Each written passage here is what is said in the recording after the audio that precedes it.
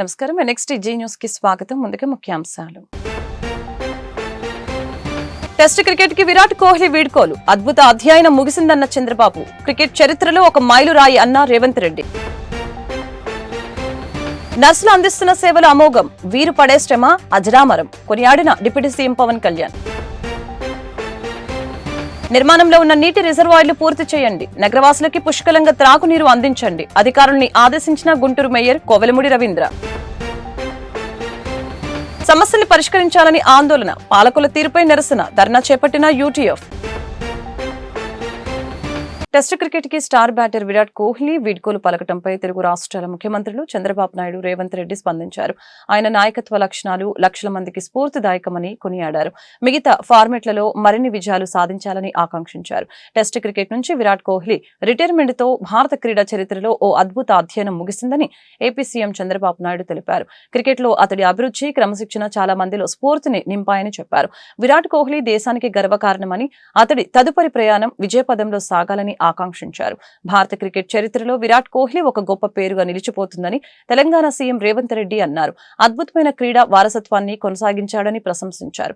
అనేక రికార్డులు సృష్టించి అత్యంత క్రమశిక్షణ, నిబద్ధత కలిగిన ఆటగాడిగా గుర్తింపు తెచ్చుకున్నాడని, ఎంతో మందికి స్ఫూర్తిగా నిలిచాడని కొనియాడారు. టెస్ట్ క్రికెట్ నుంచి వైదొలుగుతున్నందున మిగతా ఫార్మెట్లలో మరిన్ని విజయాలు సాధించాలని ఆకాంక్షించారు.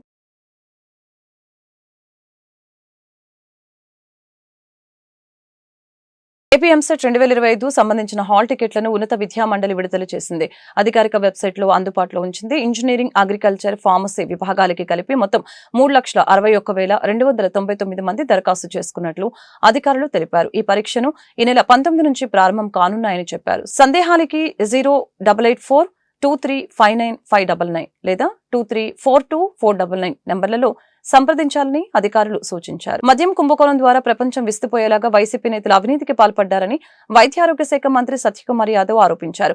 ముఖ్యమంత్రి స్వయంగా డిస్టలరీలు పెట్టడం, సొంత బ్రాండ్లు తయారు చేయించడం లాంటి విడ్డూరం ప్రపంచంలో ఎక్కడా చూడలేదని అన్నారు. మద్యం కుంభకోణంలో వేల కోట్ల అవినీతి జరిగిందని చెప్పారు. అంతర్జాతీయ నర్సుల దినోత్సవం సందర్భంగా విజయవాడ తుమ్మలపల్లి కళాక్షేత్రంలో నిర్వహించిన సదస్సులో సత్యకుమార్ ముఖ్య అతిథిగా పాల్గొన్నారు. ఈ సందర్భంగా ఆయన మాట్లాడారు. గత వైసీపీ ప్రభుత్వంపై విమర్శలు గుప్పించారు. 2014 నుంచి 19 మధ్య కాలంలో 49,000 కిడ్నీ కేసులు నమోదైతే 2019 నుంచి 24 మధ్య 91,000కు పెరిగాయని చెప్పారు. కాలేయ సమస్యలకి సంబంధించిన కేసులు సైతం భారీగా పెరిగినట్లు సత్యకుమార్ తెలిపారు. న్యూరో సంబంధిత కేసులు 380 నుంచి 7,800కి పెరిగినట్లు చెప్పారు. గత ప్రభుత్వ నేతలు నాణ్యత లేని మద్యం తయారు చేయించి లక్షల మంది ప్రాణాలతో చెలగాటమాడారని విమర్శించారు. ఇది క్షమించరాని నేరమని, బాధ్యులను కఠినంగా శిక్షించాల్సిన అవసరం ఉందని అన్నారు. 1,21,000 మంది మన స్టేట్లో ఉంటున్న 36 గవర్నమెంట్ నర్సింగ్ కాలేజ్ కానీ 675 ప్రైవేట్ నర్సింగ్ కాలేజీలో ప్రతి సంవత్సరం 34,832 మంది నర్సింగ్ స్టాఫ్ బయటకు వస్తున్నారు. నర్సెస్ చదువు పూర్తి చేసుకుని పైకి వస్తున్నారు. 1,20,000 మంది రిజిస్ట్రేషన్ చేసుకుంటే ప్రతి సంవత్సరం అదనంగా 34,000 మంది వస్తున్నారు. అయితే వీళ్ళందరికీ చూడాలి, జాబ్ చేయాలి. కానీ పబ్లిక్ సెక్టర్లో మాత్రం 16,801 నర్సులు మాత్రమే ఉన్నారు. ఎక్కడ ఇంకా షార్టేజ్ 5,300 ఉంది. పోయిన ప్రభుత్వం చెప్పేది మా దగ్గర 0 వేకెన్సీ పాలసీ, మొత్తం ఎక్కడ చూసినా ఫిలప్లు ఉన్నాయని. అది తర్వాత మనం చూసి లోపల చూసి సమీక్ష చేయడం మొదలుపెట్టిన తర్వాత ఈ డోలా మొత్తం బయటపడింది. ఈ ఎక్స్పోజ్ చేయాల్సిన అవసరం కూడా వచ్చింది అనుకోండి, అది వేరే విషయం. కానీ ఇవాళ కొత్తగా ఇంకా 5,300 నర్సింగ్ స్టాఫ్ అవసరం ఉంటే వాటికి రిక్రూట్మెంట్ చేస్తున్నాం. ప్రతి రీజనల్ లెవెల్లో నర్సింగ్ స్టాఫ్కి రిక్రూట్మెంట్ తీసుకుని వాళ్ళని కాంట్రాక్ట్ బేసిస్లో తీసుకుంటున్నాం. ఒక్క ఖాళీ కూడా ప్రభుత్వ రంగ ఆసుపత్రుల్లో వ్యవస్థల్లో ఒక్క నర్సింగ్ స్టాఫ్ ఖాళీ కూడా ఉండకూడదనే ఉద్దేశంతో చంద్రబాబు నాయుడు గారి నాయకత్వంలో ఈ ప్రభుత్వం పనిచేస్తుంది. రాబోయే రోజుల్లో ఒక్కటి కూడా ఉండదు. కేవలం ఇది మాత్రమే సరిపోతుందా? మరి ప్రతి సంవత్సరం 34,000 మంది పైగా వస్తుంటే వీళ్ళందరినీ ఎక్కడ కమ్ చేయాలి? బయట రాష్ట్రాలకు పంపాల్సి ఉంటుంది. అందుకనే నర్సింగ్ కౌన్సిల్ కూడా ఇవాళ మేము చాలా స్ట్రీమ్లైన్ చేస్తున్నాం. గతంలో ఏంటంటే నర్సింగ్ కౌన్సిల్ పుట్టగొడుగులాగా పుట్టుకొచ్చాయి. ఏ రాష్ట్రంలో మనం ఏందో దేశంలోనే రెండో రాష్ట్రం అతి ఎక్కువ సంఖ్యలో నర్సింగ్ కాలేజ్లు, ఏఎన్ఎంలు, జిఎన్ఎంలు లేదా బీఎస్సీ నర్సింగ్ వాళ్ళు లేదా పోస్ట్ బేసిక్ బీఎస్సీ వాళ్ళు లేదా ఎంఎస్సీ నర్సింగ్ ఉన్న వాళ్ళు మన రాష్ట్రంలోనే ఎక్కువ కాలేజీలు ఉన్నాయి. కర్ణాటక తర్వాత మన రాష్ట్రం, ఉత్తరప్రదేశ్ అంత పెద్ద రాష్ట్రం, వాళ్ళ దగ్గర కూడా మనకన్నా చాలా తక్కువ సంఖ్యలో ఉన్నాయి. ఇంతమంది పెద్ద సంఖ్యలో వస్తున్న వాళ్ళని అకామిడేట్ చేయాలి. కాబట్టి మన దీని ప్రకారం ఒక సర్వే ప్రకారం 2600 మంది ప్రతి సంవత్సరం బయట దేశాల్లో నర్సింగ్ ప్రాక్టీస్ కోసం అప్లై చేసుకుంటున్నారు. దాన్ని దృష్టిలో పెట్టుకొని ఇవాళ ఈ 8 భాషల్లో English, German, French, Spanish, Japanese లాంటి 8 భాషల్లో శిక్షణ ఇచ్చి ఏపీ స్కిల్ డెవలప్మెంట్ కార్పొరేషన్తో ఎంఓయూ చేసుకొని వీళ్ళకి ఆ లాంగ్వేజ్లో శిక్షణ ఇచ్చి బయట దేశాల్లో చాలా ఎక్కువ పొటెన్షియల్ ఉంది కాబట్టి ఇక్కడ నర్సింగ్ పూర్తి చేసిన వాళ్ళని ఆ దేశాలకు వెళ్ళి మన సత్తా చాటుకునేలాగా, మన సేవాభావాన్ని చాటుకునేలాగా, భారతదేశంలో మన అందరిలో సమ్మిళితమైన వసుదైవ కుటుంబకం అనే ఏ భావన ఉందో ఆ భావనని ఆ దేశాలకు వెళ్ళి సేవ చేసి సాధించడం ద్వారా భారతదేశంలో అంటే ఎస్రా వీళ్ళంతా సేవాభావానికి ప్రతిరూపం రా. వైద్య రంగంలో నర్సులు అందిస్తున్న సేవలు అమోఘమని రాష్ట్ర ఉప ముఖ్యమంత్రి పవన్ కళ్యాణ్ కొనియాడారు. ఫ్లోరెన్స్ నైటింగేల్ స్ఫూర్తితో రోగులకి స్వస్థత కలిగేలాగా వృత్తికి గౌరవాన్ని తీసుకువస్తున్నారని పేర్కొన్నారు. నిస్వార్థంగా వారు అందించే సేవలు వెలకట్టలేనివని అన్నారు. నర్సుల చేతి స్పర్శ కూడా రోగిలో మానసిక స్థైర్యంతో పాటు స్వాంతన కలిగిస్తుందని చెప్పారు. అంతర్జాతీయ నర్సుల దినోత్సవాన్ని పురస్కరించుకుని మంగళగిరిలోని క్యాంపు కార్యాలయంలో పిఠాపురం నియోజకవర్గ పరిధిలోని ప్రభుత్వ ఆసుపత్రుల్లో పనిచేస్తున్న స్టాఫ్ నర్సులతో ఆయన సమావేశం నిర్వహించారు. ఉత్తమ సేవలు అందించిన 8 మందిని సత్కరించారు. వారి సమస్యలు అడిగి తెలుసుకున్నారు. ఈ సందర్భంగా పవన్ కళ్యాణ్ మాట్లాడారు. విధి నిర్వహణలో ఎంతో మంది రోగుల ప్రాణాలు కాపాడుతున్న నర్సుల సేవలను ఎవరూ మర్చిపోరని అన్నారు. మీరు పడే శ్రమ, కష్టం నాకు తెలుసు. కోవిడ్ సమయంలో ప్రాణాలను సైతం లెక్క చేయకుండా విధులు నిర్వర్తించిన విధానం మరవలేమని అన్నారు. నా దృష్టికి తీసుకువచ్చిన సమస్యల్ని వైద్య ఆరోగ్య శాఖ మంత్రి సత్యకుమార్ యాదవ్ దృష్టికి తీసుకువెళ్తామని చెప్పారు.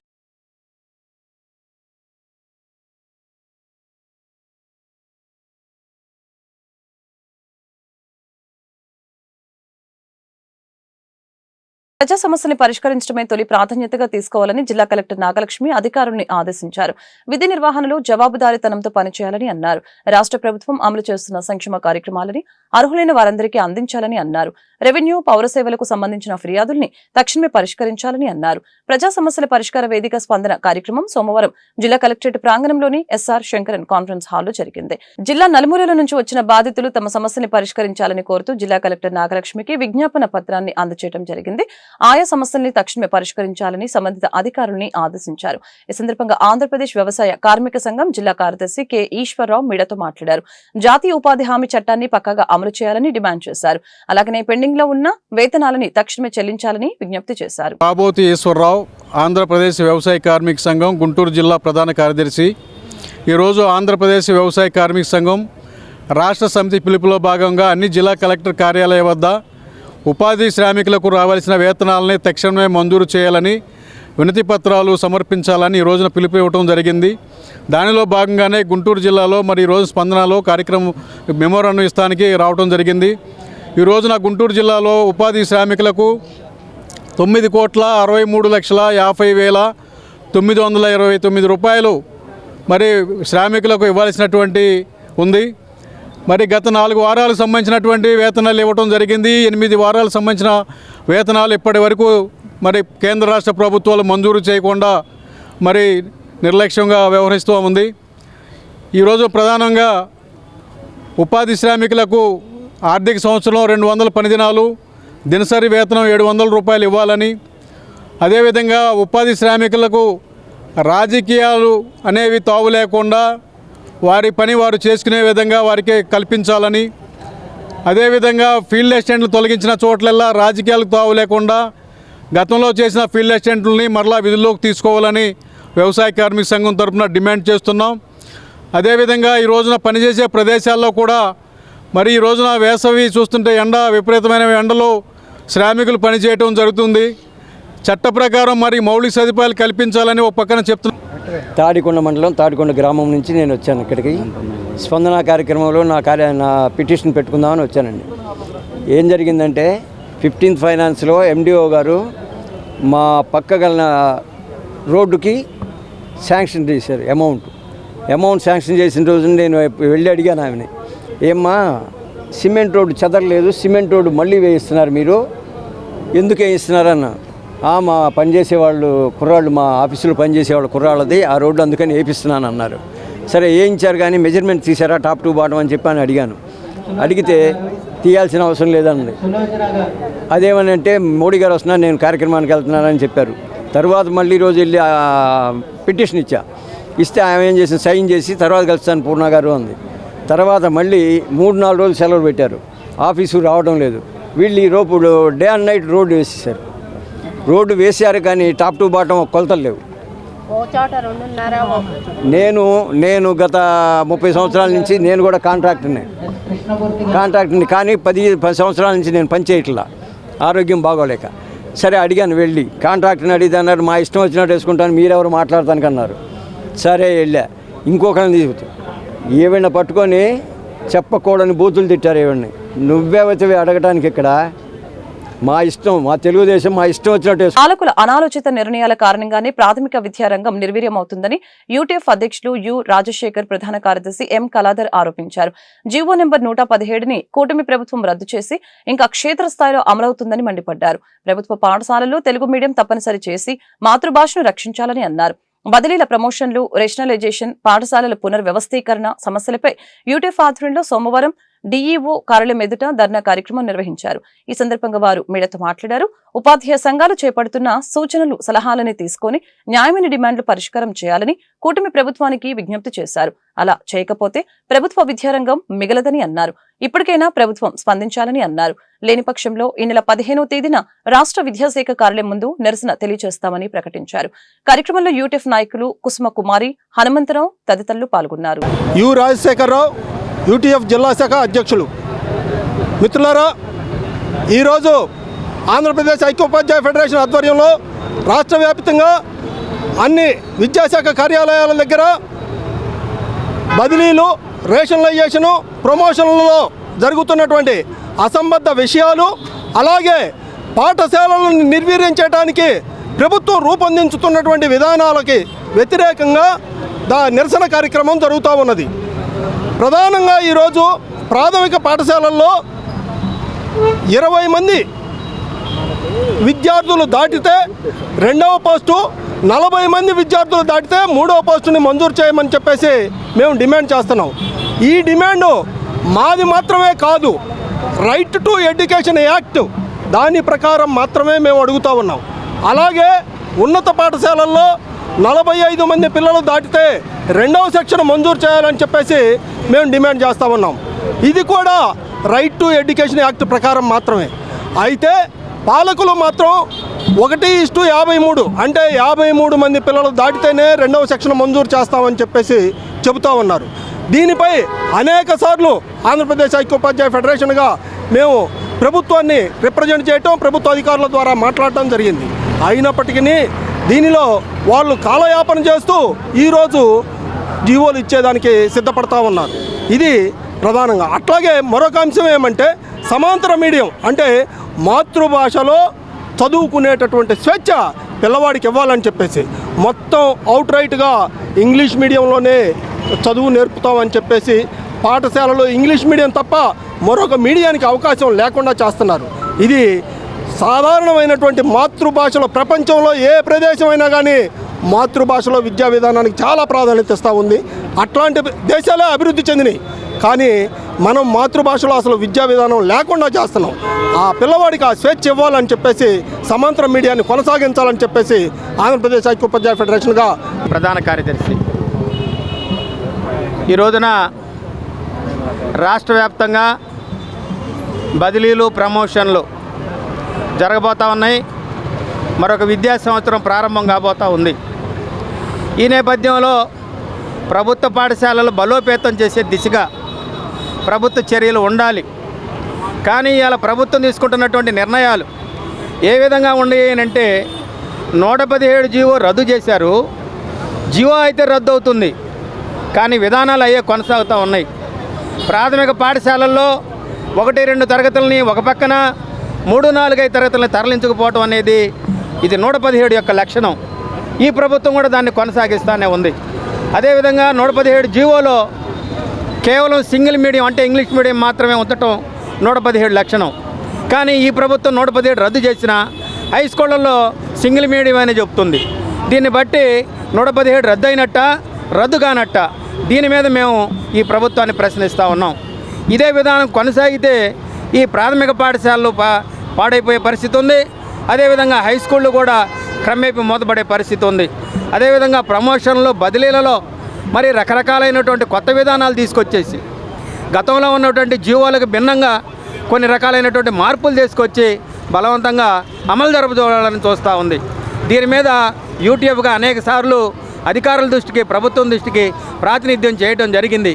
కానీ ప్రభుత్వం సక్రమంగా స్పందించడం లేదు.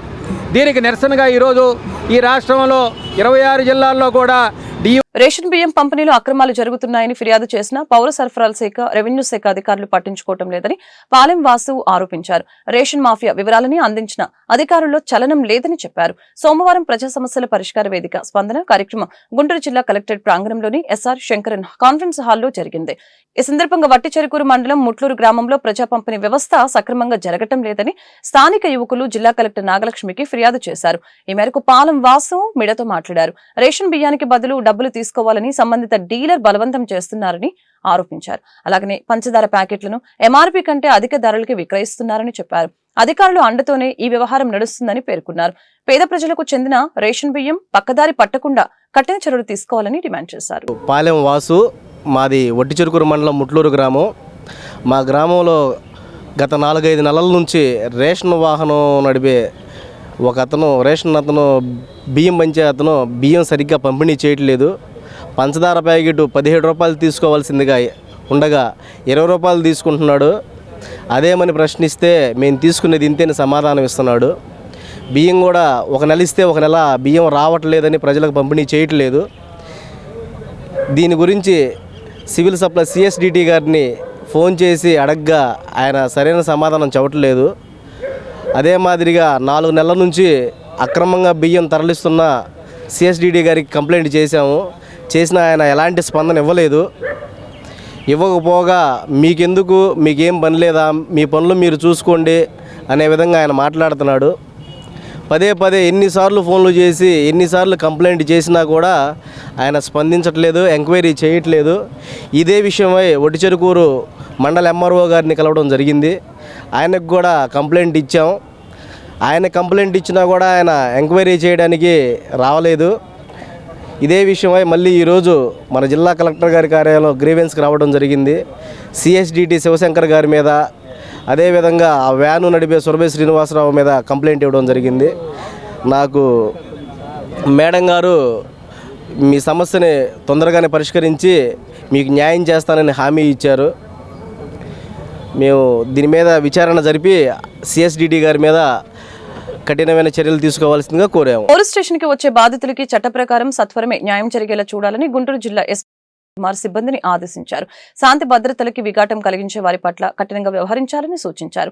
ప్రజా సమస్యల పరిష్కార వేదిక స్పందన కార్యక్రమం సోమవారం గుంటూరు జిల్లా ఎస్పీ కార్యాలయంలో జరిగింది. ఈ సందర్భంగా జిల్లా నలుమూలల నుంచి వచ్చిన బాధితులు తమ సమస్యల్ని పరిష్కరించాలని కోరుతూ ఎస్పీ సతీష్ కుమార్ కి విజ్ఞాపన పత్రాలు అందజేశారు. ఆయా సమస్యల్ని సకాలంలో పరిష్కరించాలని సంబంధిత పోలీసు సిబ్బందిని ఆయన ఆదేశించారు. ఎస్పీ గ్రీవెన్స్ దృష్టికి వచ్చిన సమస్యల్ని నిర్దేశిత సమయంలోనే పరిష్కారం కావాలని స్పష్టం చేశారు. ఈ సందర్భంగా పలువురు బాధితులు తమ సమస్యల్ని మీడియా ఎదుట వెల్లడించారు. నా పేరు నాగుర్బి, సయ్యద్ నాగుర్బి.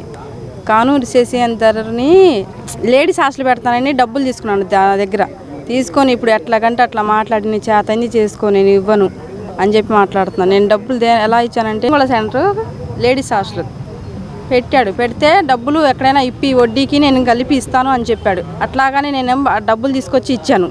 ఇస్తే ఇప్పుడు ఎట్లాగంటే అట్లా మాట్లాడి నాకు గలీజ్గా వాళ్ళ పెళ్ళం ఆమె ఇద్దరు కలిసి కొట్టి నన్ను తిట్టారు.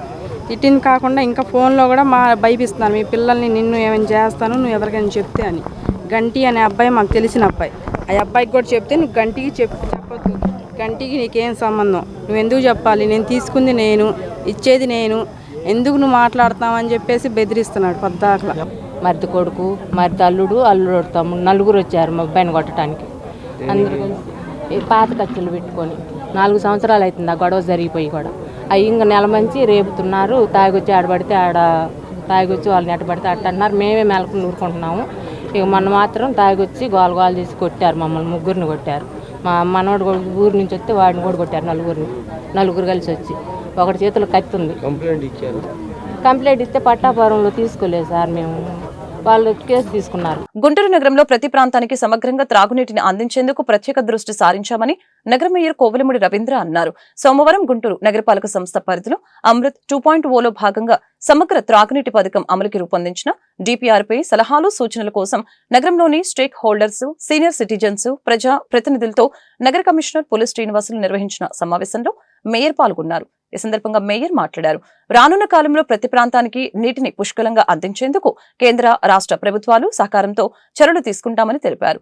గోరంట్ల కొండ మీద నిర్మాణంలో ఉన్న రిజర్వాయర్ని యుద్ధ ప్రాతిపదికన పూర్తి చేస్తామని అన్నారు. సమ్మర్ యాక్షన్ ప్లాన్ పక్కాగా అమలు చేసి వేసవి దాహార్తిని తీరుస్తామని అన్నారు. ఈ సమావేశంలో MLC Chandragiri Yesuratnam, deputy mayor Sheikh Sajila, SC Naga Malleswararao, public health ఎస్ఈడి శ్రీనివాసు, వివిధ డివిజన్ల కార్పొరేటర్లు, rate payers association, senior citizens association ప్రతినిధులు, అధికారులు పాల్గొన్నారు. వార్తలు ముగించే ముందు ముఖ్యాంశాలు మరొకసారి. టెస్ట్ క్రికెట్ కి విరాట్ కోహ్లీ వీడ్కోలు. అద్భుత అధ్యయనం ముగిసిందన్న చంద్రబాబు. క్రికెట్ చరిత్రలో ఒక మైలురాయి అన్న రేవంత్ రెడ్డి. నర్సులు అందిస్తున్న సేవలు అమోఘం. వీరు పడే శ్రమ అజరామరం. కొనియాడిన డిప్యూటీ సీఎం పవన్ కళ్యాణ్. నిర్మాణంలో ఉన్న నీటి రిజర్వాయర్లు పూర్తి చేయండి. నగరవాసులకి పుష్కలంగా త్రాగునీరు అందించండి. అధికారుల్ని ఆదేశించిన గుంటూరు మేయర్ కోవెలముడి రవీంద్ర. సమస్యల్ని పరిష్కరించాలని ఆందోళన. పాలకుల తీరుపై నిరసన. ధర్నా చేపట్టిన యూటీఎఫ్. ఈ వార్తలు ఇంతటితో సమాప్తం. మరొక బులెటిన్ మళ్ళీ కలుద్దాం. నమస్కారం.